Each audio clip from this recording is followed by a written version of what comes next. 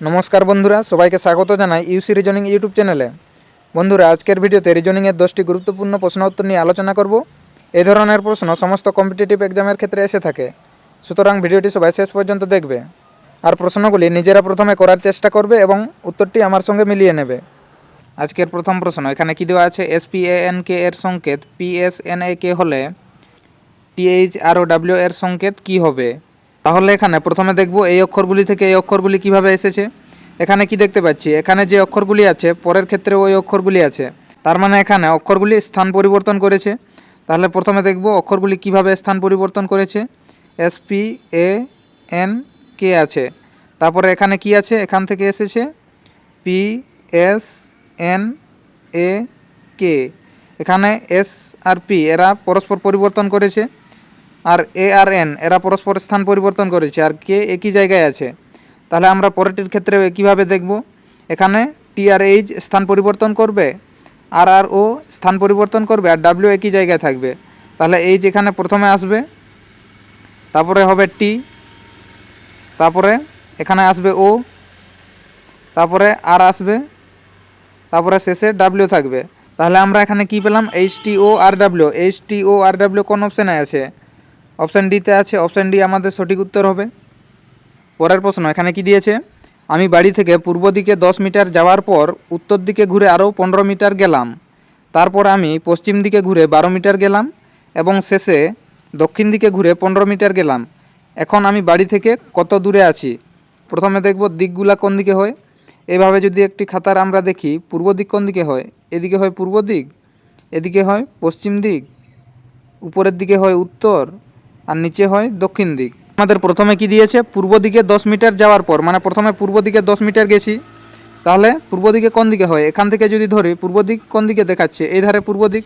তার মানে যদি এখান থেকে যাত্রা শুরু করি, তাহলে পূর্ব দিকে এধারে হবে, এদিকে কতটা? 10 মিটার। তাহলে এখানে 10 মিটার হলো। তারপর কি বলেছে? যাওয়ার পর উত্তর দিকে ঘুরে 15 মিটার গেলাম। এখন এখান থেকে উত্তর দিকে কোন দিকে হচ্ছে? উপর দিকে উত্তর দিক হচ্ছে। তাহলে এখন স্থান কোথায়? আমার স্থান এখানে আছে। তাহলে এখান থেকে উপরের দিকে যাব 15 মিটার, এটি হলো 15 মিটার। তারপরে কি বলেছে? তারপর আমি পশ্চিম দিকে ঘুরে 12 মিটার গেলাম। তাহলে এখন পশ্চিম দিকে কোন দিকে হবে? এখান থেকে পশ্চিম দিক যদি দেখি, এধারে হচ্ছে। তার মানে এখানে যদি এখন আমার স্থান হয়, পশ্চিম দিকে কোন দিকে হবে? এদিকে হবে।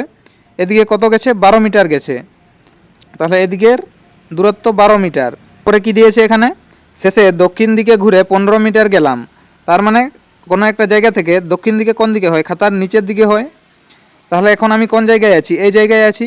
এখান থেকে দক্ষিণ দিক হবে নিচের দিকে। তাহলে এদিকে কতটা এসেছি? 15 মিটার। তাহলে এর দূরত্ব 15 মিটার। তাহলে এখানে কি দেখতে পাচ্ছি? এখান থেকে এর যা দূরত্ব, এখান থেকে এর দূরত্ব সমান আছে। তাহলে এখানে একটি আয়তক্ষেত্রের মতো পাচ্ছি। তার মানে এখান থেকে এর যা দূরত্ব আছে, এখান থেকে এর দূরত্ব সমান আছে, মানে এর দূরত্ব হবে 12 মিটার। আমাদের কি বের করতে বলেছে? আমি বাড়ি থেকে কত দূরে আছি, মানে আমাদের কি বের করতে হবে? এখান থেকে এর দূরত্ব বের করতে হবে। আর এটি কিভাবে পাবো? এখান থেকে এর দূরত্ব হচ্ছে 12, আর এখান থেকে এর দূরত্ব হচ্ছে 10। তার মানে আমাদের যদি 12 থেকে 10 বিয়োগ করি, তাহলে আমরা এই দূরত্বটা পাবো। তাহলে 12 থেকে যদি 10 বিয়োগ করা হয় কত হবে? 2 হবে। তাহলে আমাদের সঠিক উত্তর কি হবে? অপশান বি, 2 মিটার হবে। পরের প্রশ্ন, এখানে কি বলেছে? ভেন চিত্রটি নির্বাচন করুন। আর নিচে কি কি দেওয়া আছে? মহিলা, ম্যানেজার আর উকিল দেওয়া আছে। তাহলে প্রথমে কে আছে? প্রথমে মহিলা আছে। মহিলার জন্য প্রথমে একটা বৃত্ত আঁকবো।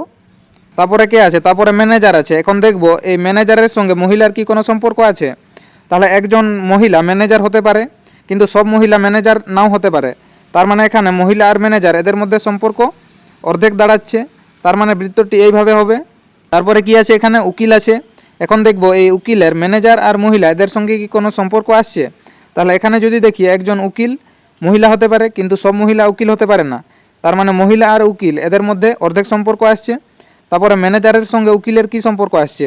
একজন ম্যানেজার উকিল হতে পারে, তার মানে ম্যানেজার আর উকিল এদের মধ্যে সম্পর্ক অর্ধেক আসছে।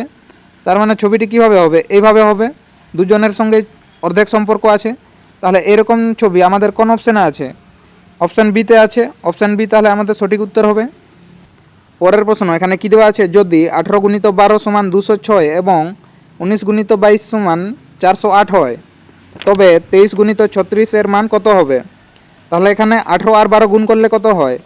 18 আর 12 গুণ করলে কত পাবো? 18 দুগুণে 36 আর 18কে 18, 8 9 10 11, তাহলে 216 পাচ্ছি। কিন্তু এখানে কি দিয়েছে? 206 আছে। তার মানে 216 থেকে 206 কিভাবে পাবো? এখানে যদি 216 থেকে 10 বিয়োগ করি তাহলে 206 পাবো। তারপরে কি আছে? এখানে 19 গুণিত 22 আছে। তাহলে 19 আর 22 এদের গুণ করলে কত পাবো? 19 দুগুণে 38 আর 19 দুগুণে 38, তাহলে এদের যোগ করলে কত হবে? 8, 8 3 11 আর এখানে 3 আর 1 4, এখানে কত আসছে? 418 আসছে। আর এখানে কত আছে? 408 আছে। তার মানে এখান থেকে যদি 10 বিয়োগ করি তাহলে এখানে কত পাবো? 408 পাবো। তাহলে এখানে কি দেখতে পাচ্ছি? এই দুটি সংখ্যা গুণ করার পর 10 বিয়োগ করলে এটি আসছে। তারপরের ক্ষেত্রে দেখতে পাচ্ছি যে এই দুটি সংখ্যা গুণ করার পর 10 বিয়োগ করলে এটি আসছে। তাহলে কিভাবে দেখব? এই 23 আর 36 এদের গুণ করার পর 10 বিয়োগ করলে কত আসবে? তাহলে 23 আর 36 গুণ করলে কত পাবো?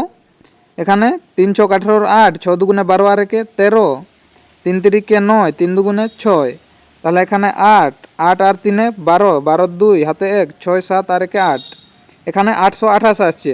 তাহলে এখন কি করতে হবে? যে গুণফলটি এসেছে সেখান থেকে 10 বিয়োগ করতে হবে। 10 বিয়োগ করলে কত পাবো? 818 পাবো। তাহলে আমাদের সঠিক উত্তর কি হবে? 818 হবে। অপশান ডি আমাদের সঠিক উত্তর হবে। পরের প্রশ্ন, এখানে কি দেওয়া আছে? প্রশ্নবোধক স্থানে কি বসবে?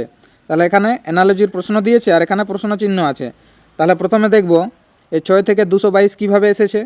6 থেকে 222 কীভাবে পেতে পারি? আমরা যদি 6 কিউব করি কত পাবো? 6 কিউব হয় 216, আর 216 সঙ্গে 6 যোগ করলে কত পাবো? 222 পাবো। তাহলে এখানে দেখতে পাচ্ছি যে 6 কিউব করার পর 6 যোগ করলে পরের সংখ্যাটি আসছে। তাহলে একইভাবে আমরা পরেরটির ক্ষেত্রে দেখব। এখানে কত আছে? 7 আছে। 7 কিউব কত হয়? 7 কিউব হয় 343, আর 343 সঙ্গে 7 যোগ করলে কত হবে? এখানে 10 শূন্য, 4 আর 1 5, আর এখানে 3, 350 হচ্ছে। তার মানে আমাদের সঠিক উত্তর কী হবে? Option C 350। পরের প্রশ্ন, এখানে কি বলেছে? যদি যোগ মানে ভাগ, বিয়োগ মানে যোগ, গুণ মানে বিয়োগ এবং ভাগ মানে গুণ হয় তবে এই সমীকরণটির মান কত হবে সেটি বের করতে হবে। তাহলে প্রথমে দেখব কোনটির মান কি বলেছে। তাহলে এখানে প্রথমে কি আছে? যোগ মানে ভাগ, এখানে যোগের জায়গায় ভাগ হবে। তারপরে কি আছে? বিয়োগ মানে যোগ, এখানে বিয়োগের জায়গায় যোগ চিহ্ন হবে। তারপরে কি আছে? গুণ মানে বিয়োগ, এখানে গুণের জায়গায় বিয়োগ চিহ্ন হবে। তারপরে আছে ভাগ মানে গুণ, এখানে ভাগের জায়গায় গুণ চিহ্ন হবে। মানে তাহলে কিসের কাজ প্রথমে হয়? প্রথমে হয় ভাগ, তারপরে গুণ, তারপরে যোগ, তারপরে বিয়োগ। তাহলে প্রথমে কি আছে? 8 গুণিত 4 যুক্ত 6 ভাজিত 3 বিয়োগ 4। তাহলে এখানে প্রথমে হবে 6 ভাজিত 3, 6কে 3 দিয়ে ভাগ করলে কত হবে? 2 হবে। তারপরে এদিকে কি আছে? যোগ চিহ্ন আছে, এদিকে বিয়োগ 4 আছে।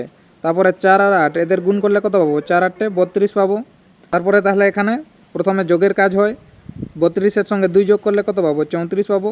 আর 34 থেকে 4 বিয়োগ করলে কত হবে? 34 থেকে 4 বিয়োগ করলে 30 হবে। তাহলে আমাদের সঠিক উত্তর কী হবে? 30 হবে। অপশান ডি আমাদের সঠিক উত্তর। পরের প্রশ্ন, এখানে কি বলেছে? ইংরেজি বর্ণমালার প্রথম থেকে 11তম বর্ণের ডান দিকের নবম বর্ণ কোনটি? তাহলে ধরি এই লাইন বরাবর অক্ষরগুলি আছে আর এখানে 11তম বর্ণ আছে এই জায়গায়।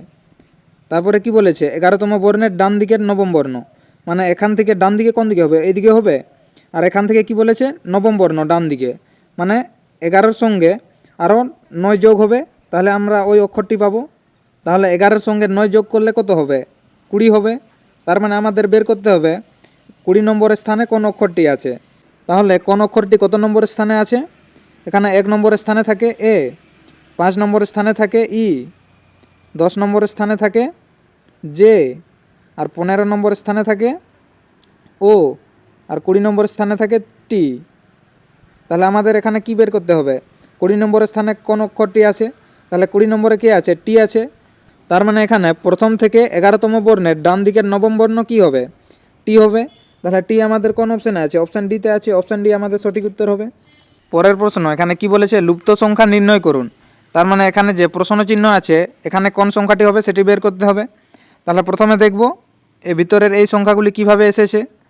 তাহলে এখানে এই 3 আর 12 এদের যদি গুণ করি কত পাবো? 36 পাবো। আর এখানে 36 আছে, তার মানে এই দুটি সংখ্যাকে গুণ করে এই সংখ্যাটি এসেছে। আর এখানে 3 আর 9 এদের গুণ করলে কত পাবো? 3 9 27 হয়। আর 27 কোথায় আছে? এখানে আছে। তারপরে এখানে কি আছে? 9 আর 8 এই দুটি সংখ্যাকে যদি গুণ করি কত পাবো? 9 আর 8কে গুণ করলে 72 হয়। আর এখানে 72 এই জায়গায় আছে। তাহলে এই প্রশ্ন চিহ্নের জায়গায় কি হবে সেটি বের করার জন্য আমাদের এই 12 আর 8 এই সংখ্যা দুটিকে গুণ করতে হবে। তাহলে 12 আর 8 এদের যদি গুণ করি কত পাবো? 8 12 96 হবে। তাহলে এই প্রশ্ন চিহ্নের জায়গায় 96 হবে। অপশান সি আমাদের সঠিক উত্তর।